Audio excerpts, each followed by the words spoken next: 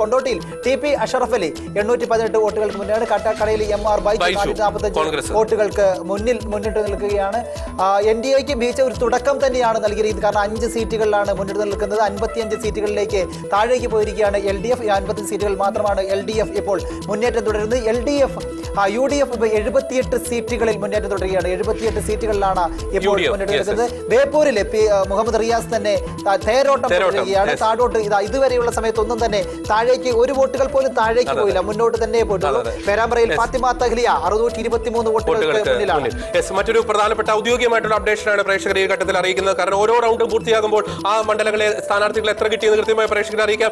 ഏറ്റുമാനൂരിലെ പ്രധാനപ്പെട്ട ഒരു അപ്ഡേഷൻ വരുന്നുണ്ട്. ഏറ്റുമാനൂരിൽ നാട്ടകം സുരേഷ് ലീഡ് ചെയ്യുന്നു. 1181 വോട്ടുകൾക്ക് നാട്ടകം സുരേഷ് ലീഡ് ചെയ്യുന്നു. അവിടെ VN വാസവൻ 1181 വോട്ടുകൾക്ക് പിന്നിലാണ്. ടോട്ടൽ വോട്ട് ആദ്യ റൗണ്ടിൽ നാട്ടകം സുരേഷ് ലഭിക്കുന്നത് 4000-ഓളം വോട്ടുകൾ. VN വാസവന് ലഭിക്കുന്നത് 2860 വോട്ടുകളാണ് ഏറ്റുമാനൂരിൽ അവിടെ ലഭിക്കുന്നത്. ഏറ്റുമാനൂരിലെ ആ ഒരു മന്ത്രി മണ്ഡലം അത് കൃത്യമായിട്ടും അവിടെ വീഴുമോ എന്നൊരു കാര്യമാണ്. ആദ്യഘട്ടം വോട്ട് ആരംഭിച്ചത് നീണ്ടൂർ പഞ്ചായത്താണ്. നീണ്ടൂർ പഞ്ചായത്തിൽ 1-ാം ബൂത്ത് മുതൽ ഈ കഴിഞ്ഞ തവണ ഈ പഞ്ചായത്തിൽ 1300 വോട്ടുകളുടെ ലീഡ് VN വാസവന് ലഭിച്ചിരുന്നു. പക്ഷേ ഇത്തവണ ആദ്യ റൗണ്ടിൽ തന്നെ നാട്ടകം സുരേഷ് അവിടെ ലീഡ് വരുന്നു. അപ്പോൾ അതിനർത്ഥം എന്ന് പറയുന്നത് മറ്റൊരു മന്ത്രിമണ്ഡലം കൂടി മറിഞ്ഞു വീഴാൻ പോകുന്നു.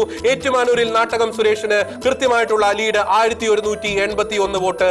ആ ലീഡ് നില വന്നിരിക്കുന്നു. തീർച്ചയായിട്ടും LDF താഴേക്ക് പോയിക്കൊണ്ടിരിക്കുകയാണ്. 55 സീറ്റുകളിലേക്കായി ചുരുങ്ങിയിരിക്കുകയാണ്. LDFന് ഇപ്പോൾ 55 സീറ്റുകളിൽ മാത്രമാണ് ലീഡ് ഉയർത്താൻ സാധിച്ചിരിക്കുന്നത്. UDFന് 78 സീറ്റുകളിൽ വ്യക്തമായി 78 സീറ്റുകളിൽ ലീഡ് ഉയർത്താൻ കഴിഞ്ഞിട്ടുണ്ട്. NDF 5 സീറ്റ് നിൽക്കുകയാണ്. മന്ത്രി ഗണേഷ് കുമാറിന്റെ കാര്യമാണ്. അവിടെ ഇപ്പോഴും ജ്യോതികുമാർ ചാമക്കാല തന്നെയാണ് പത്തനാപുരത്ത് ലീഡ് ഉയർത്തി നിൽക്കുന്നത്. ഗണേഷ് കുമാറിന് ഒരുപാട് പ്രതീക്ഷകൾ ഉള്ള ഒരു മണ്ഡലം തന്നെ ആയിരുന്നു ഇത്.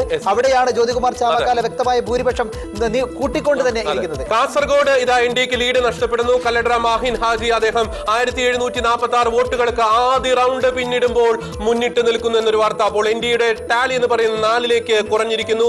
UDF 80ലേക്ക് അടുത്തുകൊണ്ടിരിക്കുന്നു. നമ്മൾ നേരത്തെ റിപ്പോർട്ട് ചെയ്ത വാർത്ത വീണ്ടും പറയുകയാണ്. രാജൻ കേപ്പല്ലൻ 1287 വോട്ടുകൾക്ക് മുന്നിൽ തന്നെയാണ്. അവിടെ ശക്തമായിട്ടുള്ള ഒരു പോരാട്ടം തന്നെ. കാരായി രാജൻ മുന്നിട്ട്, കുറ്റ്യാടിയിലെ പാറയ്ക്കൽ അബ്ദുള്ള മുന്നിട്ട് നിൽക്കുകയാണ്.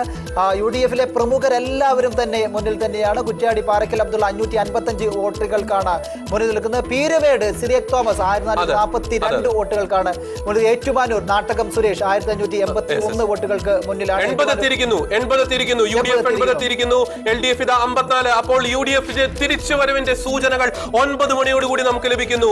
UDFന്റെ തിരിച്ചുവരവിന്റെ സൂചനകൾ. കൊച്ചിയിൽ മുഹമ്മദ് ഷിയാസ് 4000 വോട്ടുകൾക്ക് മുന്നിൽ നിൽക്കുന്നു എന്ന വളരെ പ്രധാനപ്പെട്ട ഒരു അപ്ഡേഷൻ. കൊച്ചിയിൽ ഷിയാസ് ഒരു സമയത്ത് പോലും താഴോട്ട് പോയില്ല.